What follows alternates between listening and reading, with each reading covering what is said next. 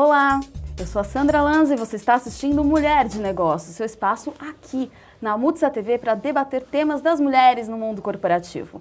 E eu tenho algumas perguntas para você. Será que existe trabalho exclusivo para as mulheres? Existem funções mais masculinas? Como é que é liderar uma equipe exclusivamente formada por mulheres?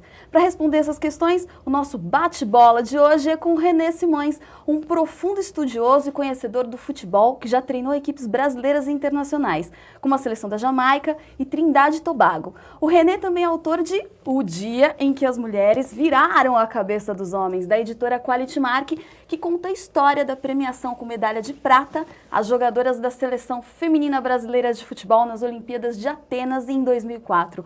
Bem-vindo, René, um prazer te rever. Prazer também, Sandra. Longo tempo, né? Longo tempo, foi 2005, né? Verdade. A nossa façanha com as mulheres foi em 2004 e eu me lembro fazer um programa contigo em 2005. Aliás, um programa ótimo, né? Eu não sei se é uma rotina tua fazer programas tão bons. É que eu sempre tenho bons entrevistados. Então é por isso, então. E me conta, as mulheres continuam virando a cabeça dos homens? Elas continuam virando a cabeça dos homens, mas eu acho que primeiro elas estão virando a cabeça delas mesmas, né? Eu acho que esses lugares conquistados pelas mulheres não tem nada de benevolência do clube do Bolinha, não tem nada de favorecimento dos machos. Eu acho que tem muito da insistência das mulheres, da resiliência, né? Eu gosto muito dessa palavra, embora seja uma palavra usada na física, né? A resiliência de um material, né? Aquele que suporta tudo.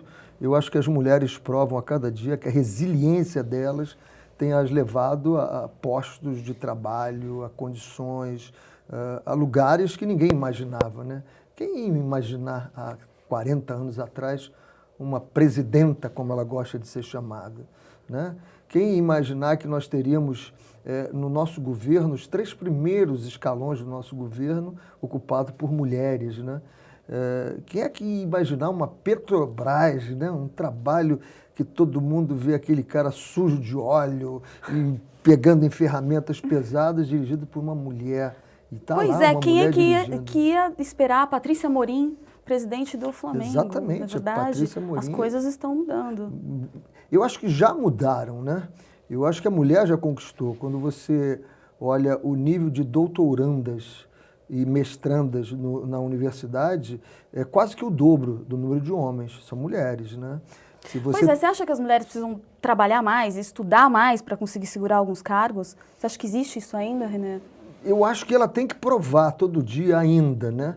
Mas só que elas estão no poder agora, né? E eu espero que ao estar no poder, que elas não sejam benevolentes com as que estão vindo por aí, que elas cobrem excelência delas, que o mesmo sacrifício, que a mesma luta, que o mesmo empenho que elas tiveram, que essas que estão vindo tenham também para adquirir os seus cargos e não conquistem esses cargos só porque são mulheres, como os homens fizeram isso. Eu digo que o mundo deu errado porque nós homens demos errado. Então, se o mundo está ruim e a geração que nos sucede agora reclama que está tudo muito ruim, a culpa é nossa. Nós construímos isso que está aí. Então, nós agora abrimos os olhos e dizemos assim, fizemos errado. Fizemos errado.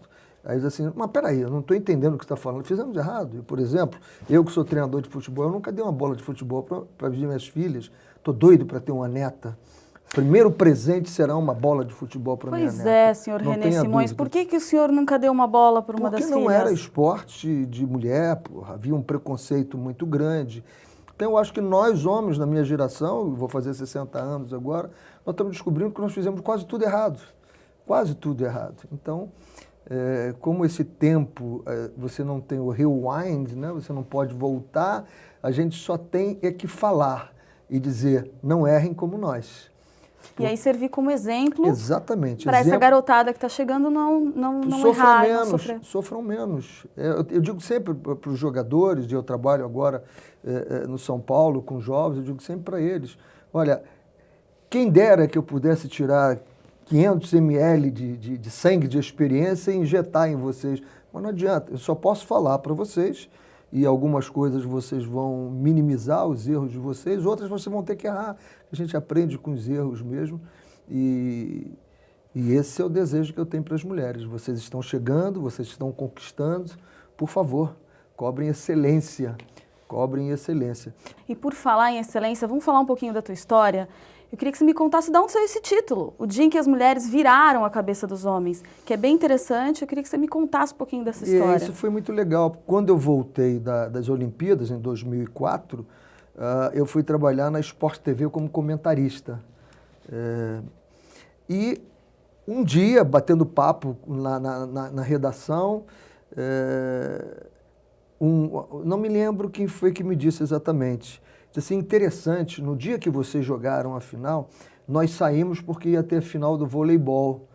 E aí todo mundo saiu para entrevistar, mas quando nós íamos entrevistar só se falava do futebol. Nas lojas, nos bares, tudo parou.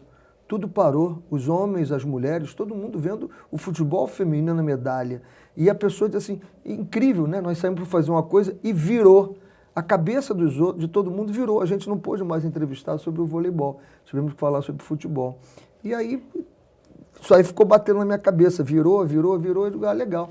Então, as mulheres viraram a cabeça dos homens nesse dia, através do que elas fizeram, né? Pois é, através do futebol, que é um esporte eminentemente o clube do masculino. Né? Os canarinhos, né? Os canarinhos machos têm direito e voaram sempre muito bem, são pentacampeões. Mas só que os canarinhos fêmeas também sabem voar. Naquelas Olimpíadas voaram bonito, jogaram muito bonito e lamento muito não ter vindo ouro, né? Pois é, a gente está falando de futebol feminino. Ainda existe trabalhos e ações e atitudes inerentes aos homens e outras inerentes às mulheres. Isso está mudando? Como é que você tem enxergado isso? Eu estou te perguntando isso pelo seguinte, a gente está falando do futebol, mas isso reflete de alguma maneira na sociedade.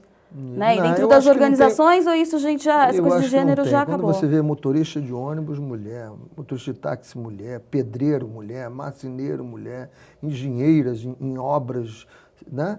Em canteiros de obras, mulheres, eu acho que isso aí está terminando, até porque é uma bobagem. Graças né? a Deus. O sexo não pode determinar competência, o sexo pode determinar a sensibilidade, isso não tem a dúvida que vai determinar. Não tem treinadora mulher. Né? Até tem, mas assim, não é uma coisa muito expressiva, né? É um momento que ainda a mulher ainda está galgando e tal. Ainda tem... É difícil ainda para a mulher entrar em alguns setores, você concorda? No futebol eu até sou um defensor disso, né? Vamos falar um pouquinho como é que foi trabalhar com essa mulherada toda. Porque é difícil, né, René? É complicado? Eu não digo que é complicado, eu digo que é diferente. Eu digo que é diferente. E já que nós estamos falando com mulheres de negócio, você talvez esteja entrando para gerir aí uma firma, um escritório. Eu parto sempre do princípio que quem chega tem que dar um choque de gestão. E o choque de gestão inteligente, não é aquele choque de gestão de dizer eu cheguei aqui e vou mudar só por mudar. Absolutamente não é isso. Você tem que fazer um diagnóstico de onde você vai chegar. E eu fiz esse diagnóstico. Eu corri atrás para saber onde é que eu estava chegando com as mulheres, eu sabia do preconceito, sabia de tudo. Então, qual foi o meu choque? Eu baseei o meu choque de gestão em 2 pontos. Primeiro ponto, recebê-las no Dia Internacional das Mulheres. Foi no dia 8 de março e as recebi com uma rosa e um beijo. E você conta isso no livro falando da expressão das meninas. Elas não acreditavam, porque incrível. A mulher... É incrível, mas as mulheres não ganham mais rosas. Não é só as mulheres não ganham, essas específicas não ganhavam, porque eles confundiam, né? Eu já trabalhei em vários lugares, né? Trabalhei no mundo árabe, trabalhei na Ásia, trabalhei no Caribe, trabalhei na Europa. E eu nunca quis saber da opção sexual dos meus jogadores, dos homens. Nunca quis saber disso, não me interessa, eu quero saber do meu trabalho. E o pessoal estava muito preocupado com a opção sexual das meninas. E eu também não me interessei por isso. Eu sabia que eu estava trabalhando com mulheres, como eu sabia que eu estava trabalhando com homens no mundo árabe. Então, o choque foi esse, porque eu as tratei como mulheres, como são mulheres, né? e dando rosas, dando um beijo na face delas, um abraço, e elas ficaram muito surpresas, porque nunca, e agora eu posso falar da surpresa delas, porque elas me relataram disso, esse cara é maluco, é completamente louco. E na primeira conversa que eu tive, o outro choque de gestão foi dizer que eu ia tratá-las como minhas filhas. Vocês serão tratadas como as minhas filhas. Tudo que vocês fizerem bem feito, vocês vão receber um abraço, vão receber um beijo. E tudo que vocês fizerem errado, podem ter certeza que vocês vão receber na medida exata do que vocês tiverem errado. A bronca vai ser dessa forma. E você teve exatamente, por falar em bronca, você teve momentos, isso você relata também no livro, muito duros, que você precisou tratá-las como homens mesmo. Fechar, talvez... Não é como homens, não é como homens. Eu tive que tratá-las da forma que elas precisavam ser tratadas. Aí entra o preconceito. Olha aí, tá vendo? Uma mulher, olha uma aí. mulher, né, em momento nenhum eu tratei elas como homens, eu tratei sempre como mulheres. Agora, mulher, de vez em quando, você tem que ser duro com ela, tem que ser... tratar com rigidez, às vezes, né, mostrando que as coisas... e eu dizia sempre para elas, vocês vão ter tudo o que precisam, não tudo o que querem. O que querem vocês vão ter que conquistar, pô. Isso é conquista. E a vida é assim. A vida não te dá tudo de graça, né? Você tem que conquistar. Mas o que você precisa? Você tem o oxigênio, você precisa, você tem a água que você precisa, você tem o sol que você precisa, né? Então você tem a noite que você precisa, né? O escurecer que você precisa para renovar os seus... toda essa parte cerebral tua de hormônios, né? Então, isso tudo é muito legal. Então, elas tinham exatamente, e elas tiveram um determinado momento, e esse momento foi muito engraçado. A Juliana Cabral me visitou quarta-feira passada, e a gente comentou até sobre isso, como é que foi esse lance, né? Eu vim dar uma palestra aqui em São Paulo, e elas foram para Foz do Iguaçu, e nós íamos disputar um torneio lá. E esse torneio, um maluco que marcou o torneio, chegou lá e ele não apareceu.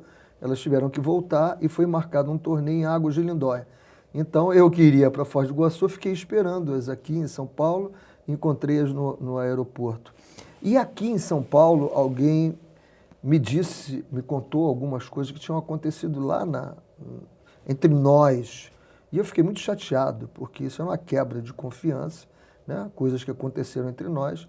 E depois um outro me disse uma coisa pior ainda. Olha, entre elas o que circula é que você não vai mandar absolutamente nada. As que vão para a Olimpíada são as mesmas e elas que vão mandar mesmo.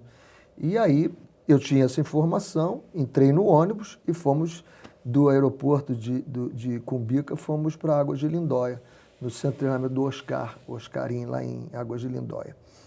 E eu sentei do lado de um membro da comissão e perguntei para ele, e aí, como é que estão as coisas? Ele disse, sei lá, tá meio estranho, eu acho que esse mingau não está bem mexido.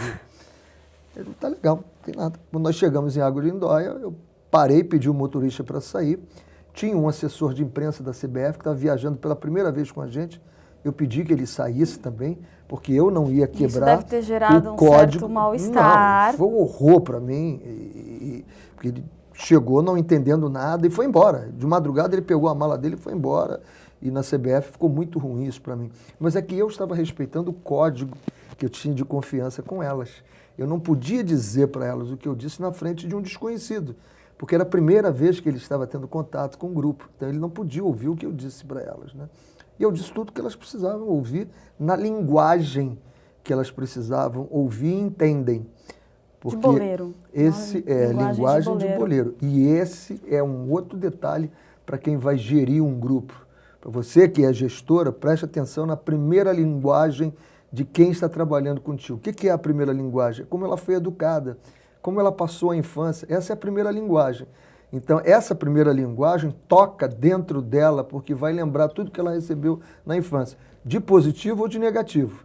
Então, tenha muito cuidado, porque eu tenho até uma história com a Elane Baiana, que eu conto no livro também, em que eu a chamo na primeira semana e disse, Baiana, querida, você não está fazendo aquilo que eu estou pedindo, você precisa fazer uma cobertura interna e tal. Tá bom, professor? Pode deixar. Na segunda semana, Baiana, nós já conversamos sobre isso, você não fez o que... Na terceira semana, eu digo, olha aqui, Baiana, estou começando a perder a paciência. Na quarta semana, ela ouviu tudo que tinha para ouvir e bateu no peito e disse, isso, professor, fala comigo, fala comigo. Era a primeira linguagem dela, entendeu? A primeira linguagem dela, ela foi educada daquele jeito, tratando daquele jeito. Então, isso não fazia mal para ela. Então, ela foi Quer dizer, essa adaptação é importante. Essa adaptação na comunicação. Comunicação não é só o que você fala, é o que o outro entende. E isso subentende você se adaptar ao outro. Como você vai tocar lá dentro. Todos nós temos um gerador interno de energia. E você toca esse gerador interno de energia usando a linguagem que ela sabe que vai tocar. Senão não adianta, são palavras. Enquanto eu falava suave com a baiana, eram só palavras. Ela não percebia que eu estava aborrecido. Ela não percebia. O aborrecimento para ela só é expressado da forma última que eu falei. A Juliana Cabral, por exemplo, se eu fizesse a expressão que eu fiz na última com a baiana, eu tinha perdido a Juliana. Juliana não. Juliana tinha que chamar e com toda a delicadeza explicar ela, e ela ficava sentida você com toda a delicadeza porque ela tinha errado, ela não aceita errar. A Juliana tem um processo de excelência dentro dela muito grande. Olha que legal, então dentro de um grupo feminino, cada membro desse grupo é um e precisa ser tratado de uma maneira única e exclusiva. O masculino também. A pior coisa que você pode fazer é num grupo tratar todos igualmente. Você tem que ter princípios iguais para todos, estratégias e linguagem de comunicação diferentes. Cada um é um. Cada um é um. Bem, eu estou adorando o nosso papo, René. Eu vou pedir para o pessoal que está assistindo a gente clicar no próximo vídeo, porque a gente vai continuar esse papo super legal com o René Simões lá, ok? Espero você. Até já.